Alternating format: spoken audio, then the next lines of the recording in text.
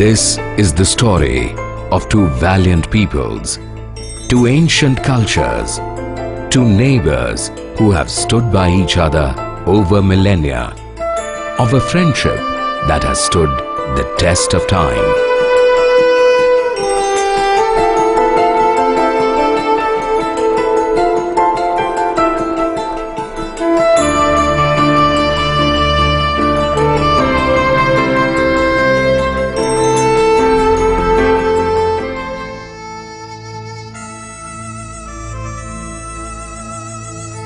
The Kabuliwala, the Afghan trader travelling routinely to India, immortalized by Nobel laureate Rabindranath Tagore, lives in the hearts of Indians.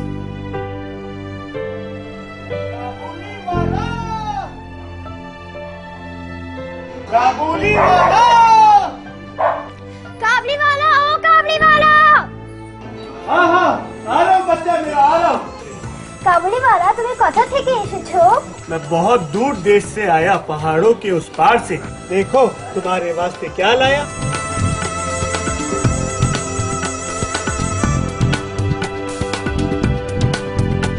Afghanistan and India have trusted each other and gained from each other since the beginning of time.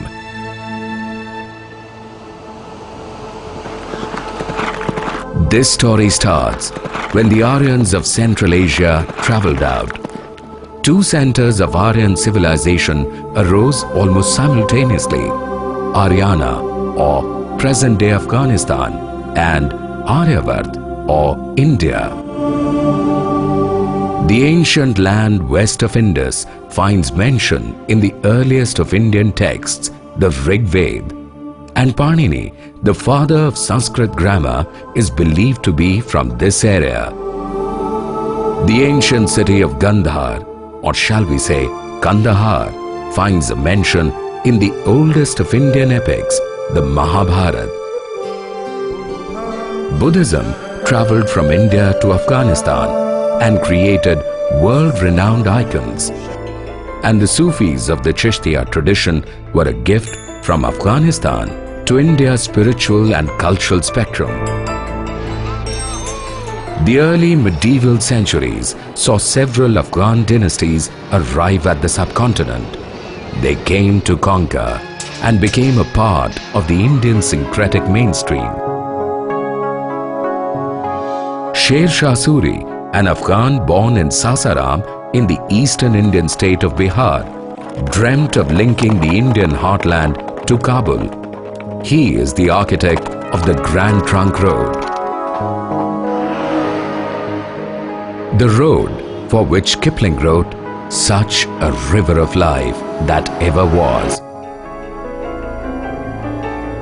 And this river of life nourished a new lifestyle, a new religion, a new architectural style, a new art, a new music, and the seeds of a new language.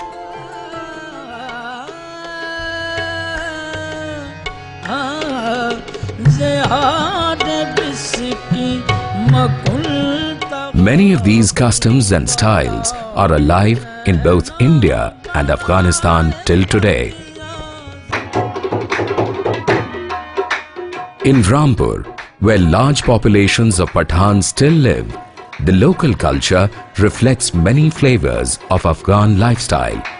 It all started in 1704. We are basically Rohilla Pathans, and our ancestors were traders from Kandahar in Afghanistan. The strongest point of Afghani culture in India is Rampur. The Rohilla Sardars who died in the battle, the Mohallas in Rampur, they are all named after them. Rohillas were basically fighters. Rampuri Chaku, I think, originated from that part of the Afghani culture. Over the centuries, Pathans of Afghan origin settled in many centers across India. They are proud of their Afghan roots and their Indian identities. As India intensified its struggle for independence, Frontier Gandhi, Khan Abdul Ghaffar Khan, symbolized the spirit of non-violence, and Kabul played host to prominent Indian leader Subhash Chandra Bose. The year 1947. India becomes independent, and the historical relationship between the two neighbors is set to attain new heights. As this friendship grew stronger, a constant stream of people of Afghan origin added their own hues to independent India's pluralistic identity.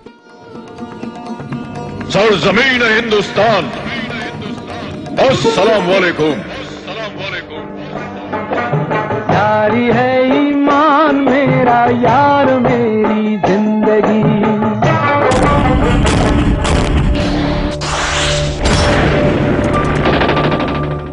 The last decades of the 20th century were turbulent times for Afghanistan. In those days of uncertainty, Afghans saw India as a home away from home. India में जो है बहुत शांति है, लोग जो है बहुत शांति लोग है, लड़ाई नहीं है। बात ये है कि यहाँ इंडिया में हम सेफ हैं।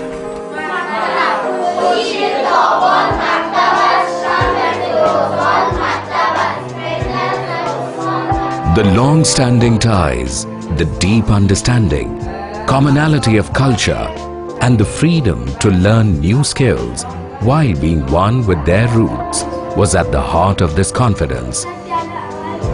मेरा नाम जोरा है और मैं सेकंड क्लास में पढ़ती हूँ और मैं इंडिया में रहती हूँ। मैं बड़े होकर टीचर बनना चाहती हूँ। अफगानिस्तान में एक स्कूल खोलना चाहती हूँ। अफगानी बच्चे अपने देश में दूर मगर एजुकेशन में दूर नहीं, क्योंकि यहाँ अपने मदर टंग भी सीखेगा।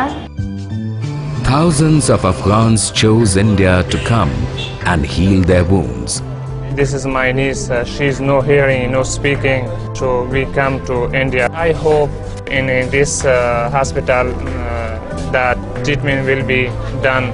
So again we will return to Afghanistan by very happiness. Students, media, military, doctors, entrepreneurs, artists, parliamentarians, diplomats or professionals. They all chose to come to India to learn the skills needed to match all the facets of reconstruction and to train themselves. I choose medical to serve my people. India produces the best doctors in the world, so I choose India. I am a scholarship from the ICCR. The non-government sector and India's top industrial institutions stepped in to rebuild the skills lost in the times of war and to create new opportunities for Afghan businesses. The age-old trade links revived. India International Trade Fair 2009, New Delhi. The participation by Afghan entrepreneurs and the response of the Indian people is its own testimony. India welcomes Afghanistan in its comity and gets enriched in doing so.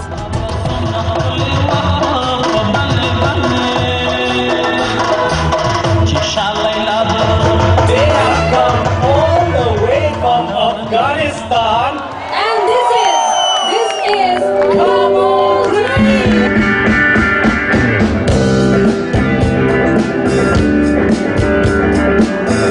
We came here and played in Delhi. People liked our music a lot and they were very excited. जैसे कि अफगान का दिल साफ है, उसी तरह हिंदुस्तान का दिल भी साफ है। इंडिया मेरे को अच्छा लगता है, पढ़ना अच्छा लगता है।